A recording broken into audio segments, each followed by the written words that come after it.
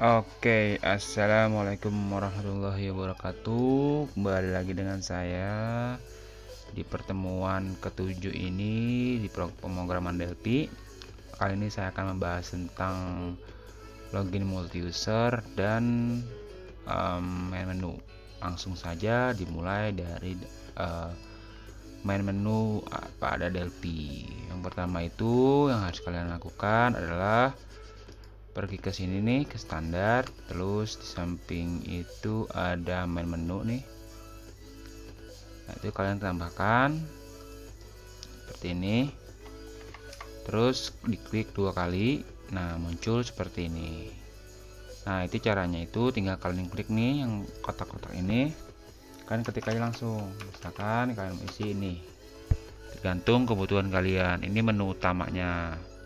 Nah, di pas diklik ini kalian mau, misalkan mau munculin sub menu, itu bisa tinggal diklik, terus di bawahnya ini kita tambahin misalkan about. Nah, muncul. Oke. Dan seterusnya. Misalkan di about ini mau tambahin menu lagi ya.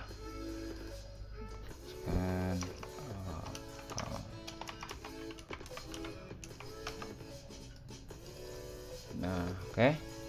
Itu.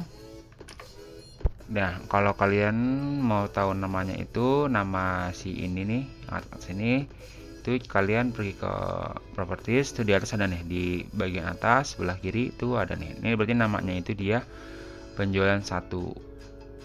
Kayak gitu. Misalnya kalian mau ganti nih, kurang atau kepanjangan, tuh tinggal diganti di sini name ya. Oke. Kalau saya nggak diganti. Nah, di main menu ini dia fungsinya itu bisa juga seperti tombol yang bisa dimasukin dengan codingan. Sini saya untuk memindahkan dari form 1 ke form 3 itu di sini form 3.show yang berarti akan pindah ke sini. Oke. Jadi pasti klik barang atau menu ini akan pindah form. Kayak gitu. Oke. Untuk main menu seperti itu aja, lanjut ke login. Nah, bedanya login biasa atau dengan login multi user itu apa? Kalau login multi user itu login yang memiliki beberapa user. Contohnya kalau di program saya ini dia ada 2 user, ada kasir dan admin. Kalau kasir itu dia fungsinya sebagai apa? Misalkan dia memiliki akses untuk di sini ya, penjualan saja, tidak bisa mengakses barang. Sedangkan admin dia hanya bisa mengakses barang, tidak bisa mengakses penjualan. Seperti itu login multi user. Nah, di sini loginnya itu menggunakan database, nggak sembarangan, nggak diinput manual. Jadi dibuat dulu diaksesnya. Sini saya udah buat tabel namanya itu login, terus di sini udah saya isikan ada 4 field. Tuh, short text semua. Nah, di sini saya udah isikan nama-namanya, statusnya ada 2 yang tadi saya udah bilang. Oke, setelah itu di save.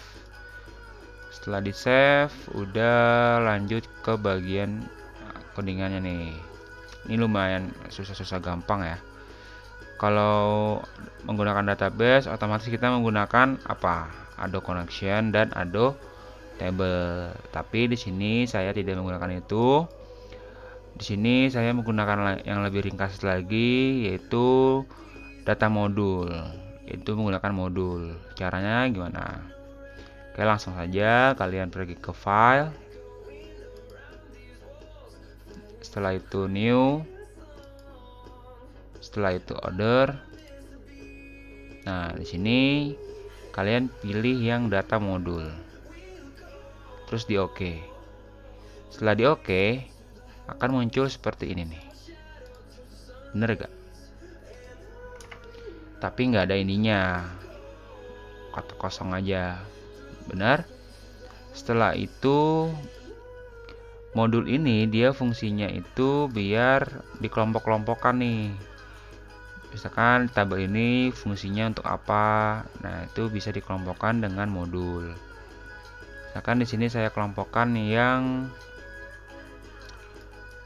di sini saya masukkan Ado Connection dan Ado Query. Sebelumnya itu kita pakai Ado Table.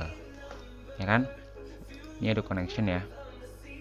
Namanya saya ganti Ado CONN, dan di sini yang Ado Query-nya namanya saya ganti Keylogin. Oke. Dan untuk data modulnya saya juga ganti namanya menjadi DM. Sebelumnya itu nama-namanya defaultnya itu data modul. Oke. Bedanya query sama table, ada table apa? Kalau ada table itu lebih simple dan tidak perlu banyak coding. Sedangkan kalau ada query itu dia bisa dikondisikan atau bisa dibuat kriteria, misalkan apa aja yang mau diambil, terus yang mau tampilin itu apa aja, itu bisa. Caranya sebelum itu saya akan menjelaskan dengan Ado Connection. Seperti biasa, dikoneksiin, diklik 2 kali, build. Terus ini database-nya data biasa. Nah, oh ya, untuk database-nya sebelumnya itu kan panjang ya petnya ya, kayak gini nih contohnya. Nih, itu dihapus aja, nih dihapus ininya. Jadi tinggalin sisain namanya aja. Tapi syaratnya itu kalian si database-nya harus satu folder dengan si DLP-nya. Fungsinya apa? Jadi kalau misalkan nanti kalian pindahin folder si DLP-nya, itu kalian tidak perlu patchin atau koneksiin ulang. Seperti itu. Tapi syaratnya ini harus satu folder dengan DLP-nya. Oke?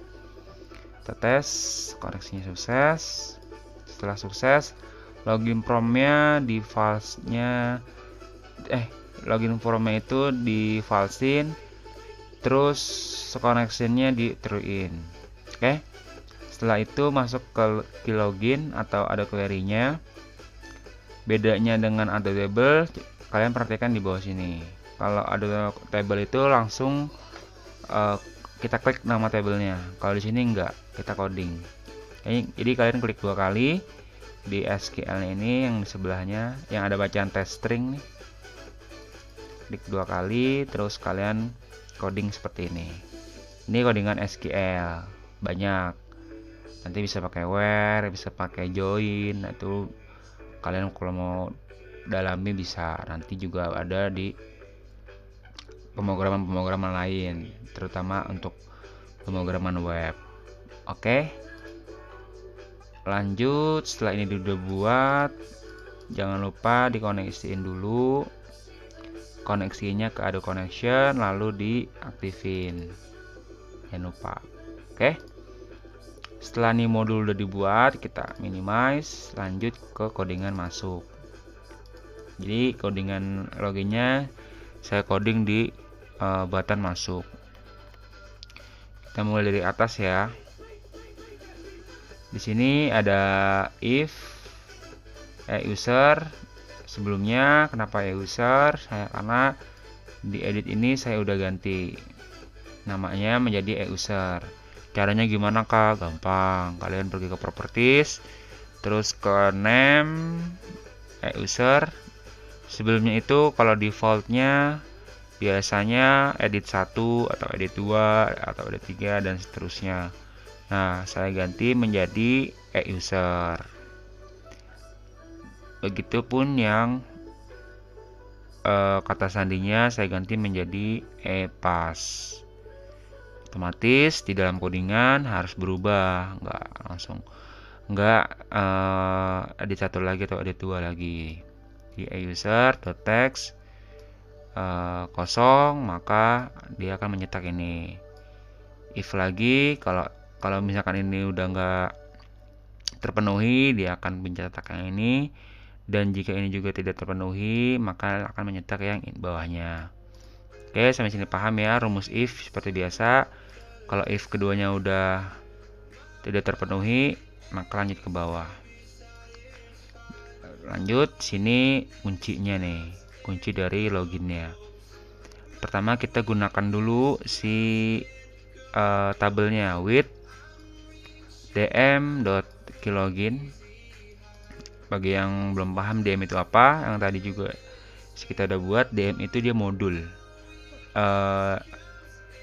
Ada query ini kita ganti tadi namanya menjadi keylogin. Jadi untuk mengambil query-nya kita berada di dalam DM atau data modul.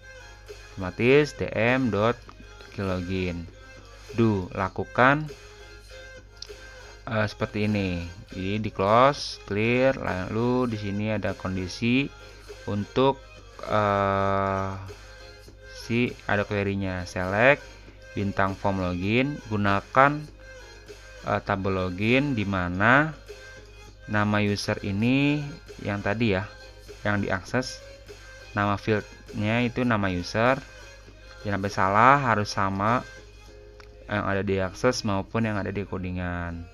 Nama user sama dengan user itu yang ini. Maka akan di open database-nya.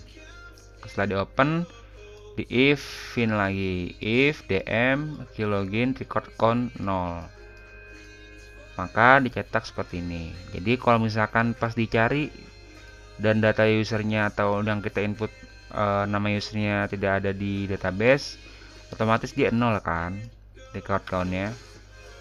Kalau 0, otomatis dia nama usernya salah atau belum diisi, maka akan muncul seperti ini. Oke, paham ya? Kalau misalkan dia benar, otomatis record countnya 1 dan kriteria ini tidak terpenuhi dan akan lanjut ke baris selanjutnya, selanjutnya. Sini setelah user terpenuhi, maka dia akan dicek lagi untuk si kata sandinya nih. User udah, kata sandinya, cara ngeceknya itu dm.keylogin.fieldByName. Jadi di dalam modul ada tabel login, ada field yang bernama kata sandi yang string, yang berbentuk string.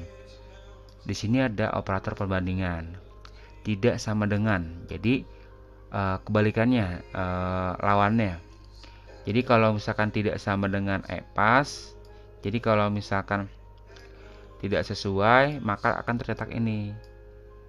Maksudnya apa? Misalkan kalian passwordnya itu kalian ketik nggak sesuai sama yang ada di database dan nggak sesuai sama yang ada di username, username yang atas nih, maka dia akan tercetak ini, kata sandi salah atau kata sandi belum diisi. Kalau misalkan dia benar, otomatis dia akan mencetak yang ini.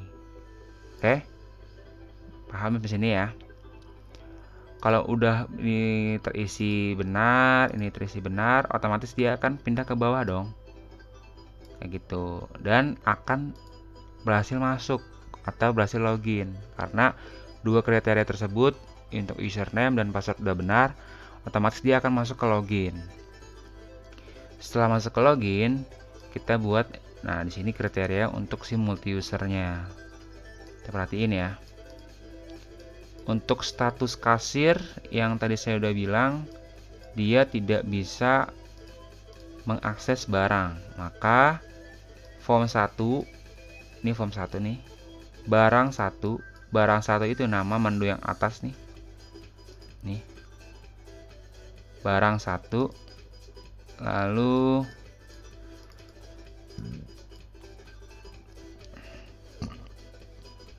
enable-nya di false-in atau di nonaktifin, seperti itu.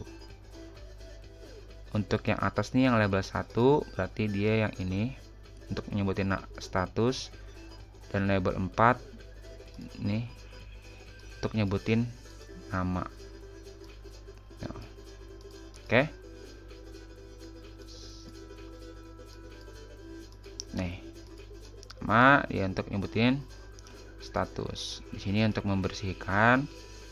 Kalau udah login, maka yang di form sebelumnya itu atau form login yang isian itu kita langsung hapus biar bersih, biasakan juga dalam membuat program. Nah, itu kasir. Kalau misalkan statusnya kasir, kalau misalkan statusnya admin, otomatis dia masuk ke sini karena logika if itu kalau misalkan kriteria pertama nggak terpenuhi, maka dia akan lanjut ke kriteria berikutnya, dan otomatis else-nya ini berisi tentang admin karena ada dua kriteria doang, ada kasir dan admin. Nah, sesuaikan juga, kalau admin berarti dia tidak boleh atau tidak diberikan akses untuk melakukan penjualan. Nah, maka bedanya itu di sini aja. Form 1 barang 1 enable-nya false, kalau yang di admin penjualannya false. Seperti itu.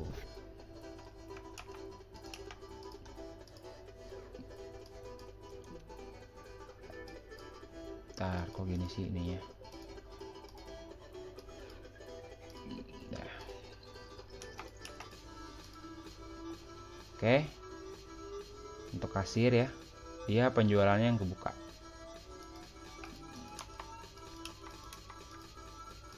Untuk admin, dia barangnya yang kebuka. Nah, ini yang dinamakan dengan login multi user. Seperti itu. Oke, sampai sini saya kira paham. Kalau misalkan kecepatan, tinggal diulang-ulang videonya. Mau 1000 sekali sampai kalian bosan dengerinnya, itu bisa. Yang penting kalian bisa. Untuk pertemuan selanjutnya, pertemuan ke-8, pertemuan terakhir sebelum ujian, paling kita akan bahas tentang sedikitlah tentang report. Oke? Kurang lebihnya mohon maaf. Wassalamualaikum warahmatullahi wabarakatuh.